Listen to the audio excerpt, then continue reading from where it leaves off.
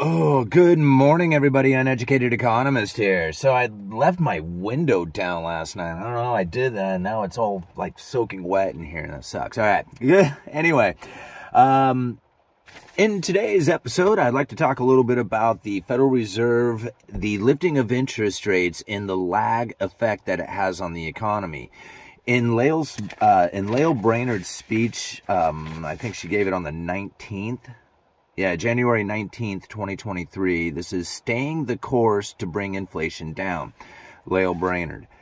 In this speech, she actually goes into talking about the lag that the lifting of Fed funds rate has on the economy. And it's pretty interesting to hear what she has to say about it. So I'm going to go ahead and read through it, and then we're going to break it down a little bit. So this is how it goes. The drag on U.S. growth and employment from monetary policy is likely to increase in 2023 because of transmission lags from the rapid, large swings from accommodation to restraint in 2022. From March to December of 2022, the Federal Open Market Committee undertook a large cumulative tightening in the stance of monetary policy by raising the policy rate 4.25 percentage points and shrinking the balance sheet. Although financial conditions adjust immediately to reflect expected and actual changes in monetary policy, the full adjustment of output, employment, and inflation occurs with a lag. Given the speed and magnitude of the swings in the stance of monetary policy, the lag effects of earlier accommodations likely offset some of the initial effects of tightening over the course of 2022. And it is likely that the full effect on demand, employment, and inflation of cumulative tightening that is in the pipeline still lies ahead. That said, there is uncertainty about the timing and magnitude. Now, one thing that I found about the Federal Reserve speeches is that they are very, very confusing to read through. And like, if you are not really in tune with the lingo that they are using, or just kind of understanding of where their positioning is, it's very difficult to try and understand what it is that they're trying to say in these speeches, because they kind of talk almost in a code. So we're going to break this down a little bit so that we understand what they mean by this lag effect, right?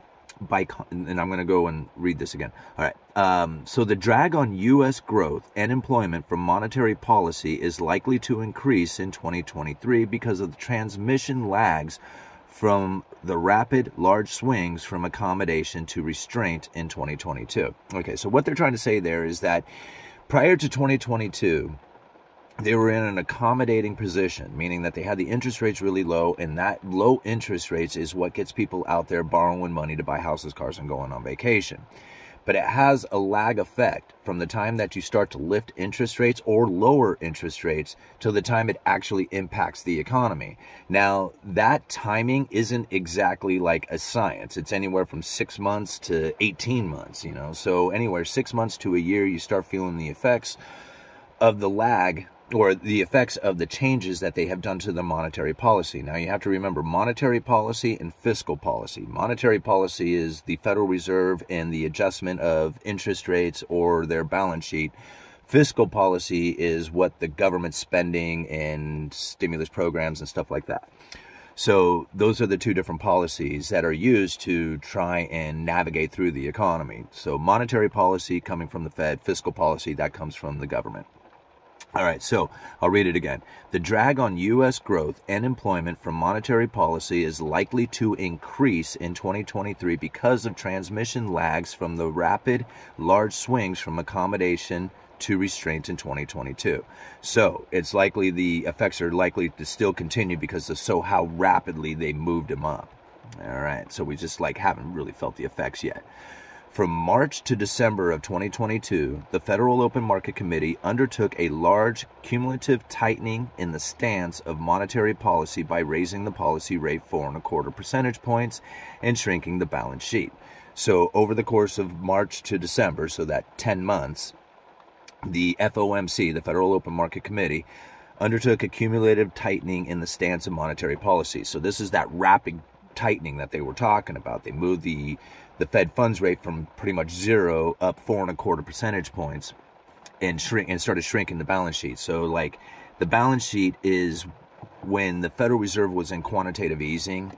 Basically, they were printing up a bunch of money. It's not exactly printing up money, but for explanation purposes, they were printing up a bunch of money and buying U.S. Treasuries and mortgage-backed securities. Now, U.S. Treasuries are the debt coming from the government. This is when they go into their stimulus programs, they need to borrow money, they issue out bonds. Those bonds are due back to, like, when you buy a bond, you are giving money to the government, right? The government is due back the payment, right, on those bonds when they come due. So it's just a loan, just like anything else out there. And the Federal Reserve was buying up a bunch of these bonds and mortgage-backed securities. Mortgage-backed securities are very much like a bond, only they use mortgages to back these bonds. So if they took a bunch of mortgages, put them in a box, and sold that box off to an investor, that's like a mortgage-backed security. That's the easiest way to kind of understand it. So the Federal Reserve was buying these things up and loading them up on their balance sheet while issuing out a bunch of money going out into the economy. And so they started shrinking this balance sheet, which basically means that these treasuries, when they come due, that's money coming back to the Federal Reserve, and unless they roll that over into a new treasury or something, it essentially gets destroyed. It comes back to the Federal Reserve and it leaves the economy. All right. So from March to December of 2022, the Federal Open Market Committee undertook large cumulative tightening in the stance of monetary policy by raising the policy rate 4.25 points and shrinking the balance sheet. Okay. Now, although financial conditions adjust immediately to reflect expected and actual changes in monetary policy, the full adjustment of output, employment, and inflation occurs with a lag. Now, this is very, very important to understand, because the immediate impacts of lifting the Fed funds rate is right to the markets. Like, immediately the markets start paying attention to this and start reacting to it.